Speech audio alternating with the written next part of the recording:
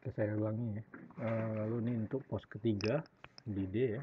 D ada di sini, mungkin udah kedalaman ketinggian di atas 2000, di atas 2500. Lalu untuk yang ini udah di puncak ya. Nah, ini dari langsung dilanjutkan ke F ya, dimana F ini adalah proses turun ke kalderanya ya, perjalanan. Nah, ini yang perjalanan ke kalderanya untuk menuju ke pusat gunung api yang terbarunya ya, atau gunung api Dorotoi tadi. Nah, ini mungkin di sepanjang perjalanan ini kita akan banyak menemui ini ya, singkapan-singkapan batuan ya, landscape, lalu mungkin struktur bisa juga ya menjadi objek-objek wisata gitu ya. Oke, next. Nah, ini adalah ini proses pembentukan evolusi kaldera Rinjani ya, yang ada di buku Geowisata West Nusa Tenggara Geotourism ya. Jadi yang dibuat oleh Pak Heriadi Rahmat ya. Nah, di sini bisa kita lihat ya, pada fase awalnya ya, atau first stage-nya. Jadi ini fase sebelum terbentuknya kaldera ya, atau kita kenal pre-kaldera.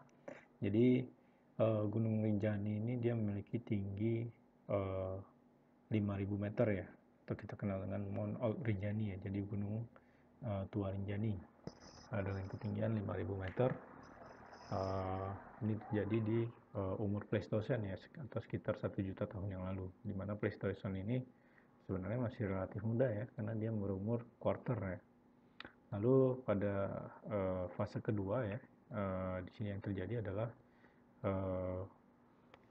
erupsi pertama ya dari Gunung Api Rinjani. Ini masih tahap pre-kaldera ya, sebelum terbentuknya kaldera. Nah, proses erupsi ini menyebabkan ini ya, terlontarnya material yang ada di perut dari Gunung Api Gunung Tua Rinjani ke permukaan ya, sehingga menyebabkan mungkin dari sini kita lihat grabennya udah mulai terbentuk ya, atau terjadi penurunan dari gunung apinya ya. Itu ya, karena isinya sudah banyak habis kan, otomatis di bagian dalamnya kosong ya. Nah, karena kosong, di sini beban batuannya besar, maka terjadi subsiden ya, sehingga membentuk mungkin seperti graben seperti ini ya. Lalu tahap ketiga, nah ini adalah tahap pembuat terbentuknya kalderanya ya, atau kaldera formingnya. Nah, ini terjadi sekitar 14.000 tahun yang lalu ya, follow by the caldera forming ya, dengan ukuran lebih kurang 4.000 sampai 3.500 meter tuh ya. Nah, jadi di fase ketiga ini terjadi erupsi kembali ya, sehingga menyebabkan terbentuknya kaldera tuh ya. Jadi akibat dari letusan gunung apinya. Lalu di fase keempat ya, yang terjadi adalah post kaldera, setelah terbentuknya kaldera ya, Rinjani Cone forming at the eastern part of the caldera followed by an eruption about 11 years ago. Jadi kerucut dari Gunung Rinjani ini terbentuk di eastern dari atau bagian timur dari gunung kalderanya dari si kalderanya ya, diikuti dengan erupsi. Tuh ya, di sini ada terbentuk cone ya, jadi gunung api yang mudanya ya. Lalu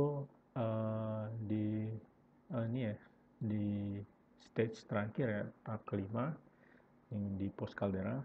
Jadi the caldera filled with water ya. Jadi kaldera yang sudah terbentuk itu terisi oleh air ya.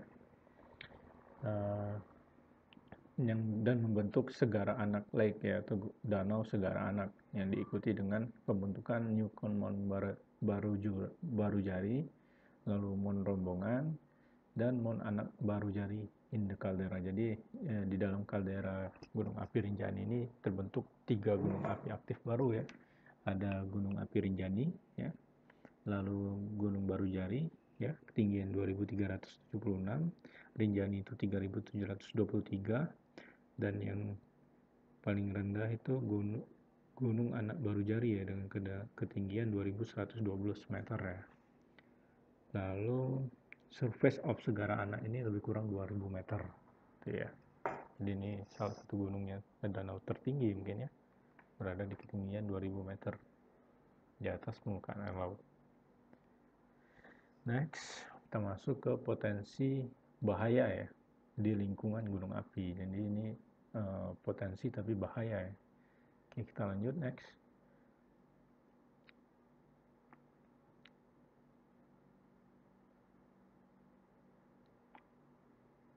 Nah, ini adalah model letusan gunung api ya. Jadi kalau kita lihat ya, jadi di gunung api yang ada di Indonesia ya, dan juga di belahan dunia mungkin ya, memiliki aktivitas yang berbeda-beda ya.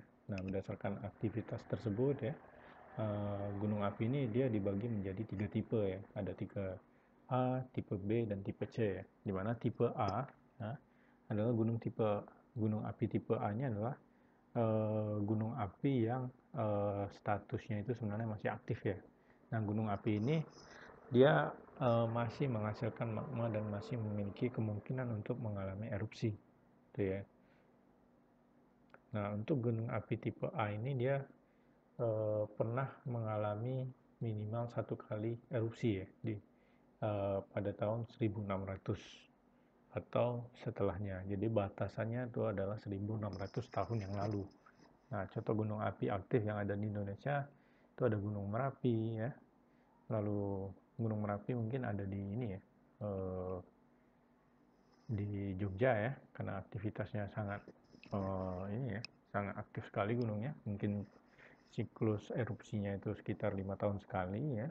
Lalu ada Gunung Sinabung, katanya sampai sekarang masih juga erupsi, dan juga Gunung Kerinci ya. Gunung Kerinci yang ada di Jambi itu juga salah satu gunung api yang aktif, gitu ya. Dan juga merupakan salah satu gunung api yang tertinggi di Indonesia.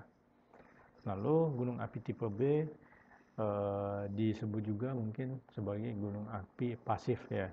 Nah, gunung-gunung ini dikategorikan sebagai gunung api pasif karena dia tidak mengalami erupsi dari tahun 1600 atau setelahnya, gitu ya. Namun dia masih memperlihatkan gejala gunung api yang aktif, gitu ya. Misalnya gunung api tersebut masih menghasilkan solfatara atau sumber gas belerang dan akan menjadi belerang padat jika membeku.